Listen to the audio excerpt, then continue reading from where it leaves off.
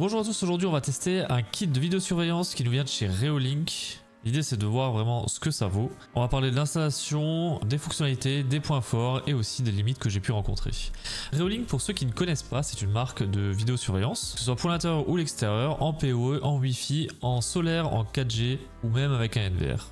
Ici je teste le Home Hub Kit, donc qui inclut un hub et une caméra Wi-Fi, qui est sur batterie et avec un panneau solaire. Le hub lui permet de centraliser toutes les caméras de vidéosurveillance qu'on a de chez Reolink, histoire d'avoir tout dans une seule application.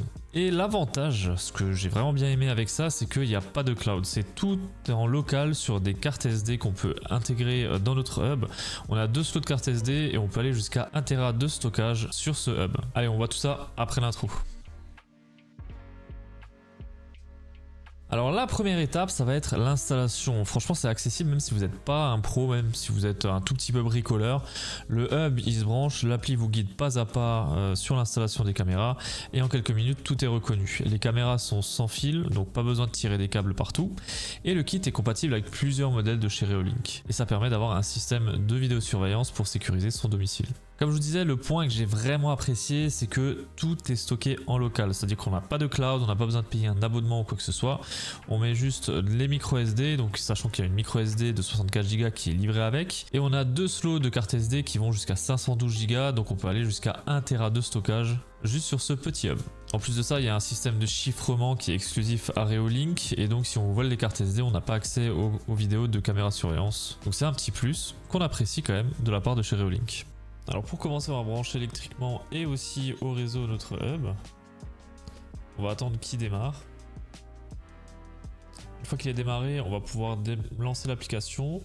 On clique sur le petit plus. Ensuite, on a juste à scanner le QR code à l'arrière du hub. Et là après, il suffit de suivre les instructions. Pour accéder au dispositif, il va falloir mettre un utilisateur et un mot de passe. Ce dernier nous sera utile pour accéder depuis Home Assistant. Ensuite, il suffira de cliquer sur le petit plus. Et ensuite, toujours pareil, scanner le QR code à l'arrière de notre caméra. Ici, il faut indiquer notre utilisation, si on veut l'utiliser de manière autonome ou alors depuis le hub.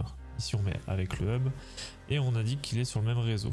Ici, il nous demande d'attendre l'invite vocale. Donc la caméra va faire un message vocal pour dire comme quoi elle est prête à être ajoutée. Bienvenue à Reolink. Veuillez installer l'application Reolink et scanner le code QR sur la caméra. Une fois qu'on a entendu cette invite vocale, on coche la petite case et on fait suivant. Ici, il va falloir se connecter au Wi-Fi du hub. Et là, on a un QR code qu'il va falloir mettre devant la caméra pour être scanné. Et la caméra va émettre un bip sonore. Une fois qu'on a ce bip sonore, on coche « J'ai entendu un bip sonore » et on fait suivant. Ensuite, on a juste à faire suivant et la connexion se fait du hub jusqu'à la caméra. Une fois que tout est connecté, on a ce message-là et on a juste à faire suivant. Ici, l'application initialise la caméra tout seul. Connexion au routeur réussie. Et une fois qu'elle est initialisée, on n'a plus qu'à mettre un nom d'appareil. On fait suivant et on fait terminer. Et voilà, notre caméra a bien été ajoutée. On la retrouve dans notre application. Ici, on arrive à avoir un aperçu de la caméra. On peut la bouger avec le PTZ. On peut prendre une capture, une vidéo. On peut changer la résolution. On peut mettre en plein écran et on peut même activer le micro de la caméra. C'est ici qu'on va installer la caméra dans le coin de ce mur pour voir toute la cour là. Et bah pour une fois, c'est pas moi qui vais faire l'installation et ça va être mon père qui va faire l'installation. Il est maintenant temps d'installer la caméra. Alors on va commencer par installer le support qui lui est fixé juste avec 2 vis. Je vous conseille de passer le câble du panneau solaire avant de fixer, sinon vous n'arriverez plus à le brancher. En fait, vous avez exprès un endroit où passer le câble et donc il faut l'installer avant de fixer le support. Ensuite, on va brancher la caméra avant de la monter. Ça va être beaucoup plus simple parce qu'une fois montée, on aura du mal à accéder au port USB derrière. Et on n'a plus qu'à visser et ensuite l'allumer. Une fois qu'on l'allume, eh bien, elle va démarrer normalement. Elle va tourner un peu dans tous les sens.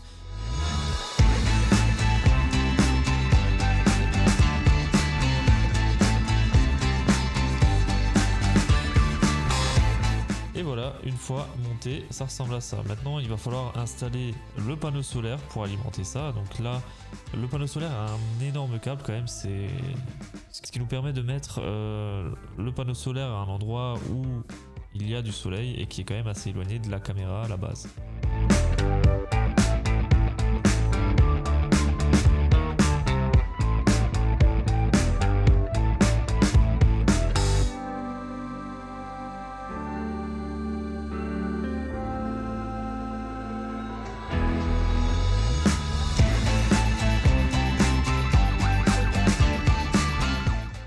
montage, il faut bien respecter le sens, c'est-à-dire le câble vers le bas, histoire que s'il pleut, eh bien l'eau ne s'infiltre pas dans le panneau au niveau du câble, même si c'est étanche. C'est toujours mieux de faire comme ça.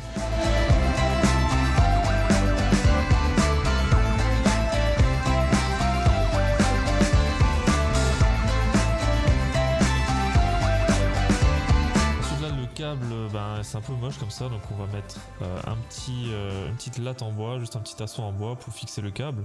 Mais de toute façon ici on va mettre une cloison dans pas longtemps et donc ça va remplacer, c'est juste provisoire, on va mettre cette latte pour éviter d'arracher le câble avec quelque chose, un panneau si on passe.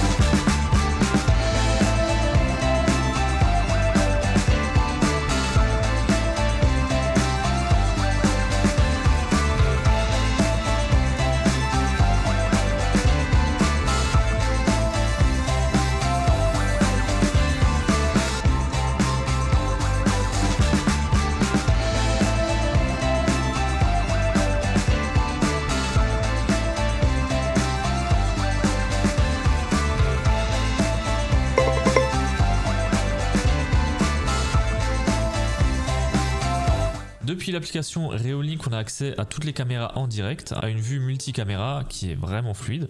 Les alertes sont centralisées, donc dès qu'une caméra détecte un mouvement, le hub peut déclencher une alarme sonore et vous recevez une notification sur le téléphone. On peut personnaliser les alertes selon les zones ou le type de détection et tout ça, ça se fait sur l'application du téléphone.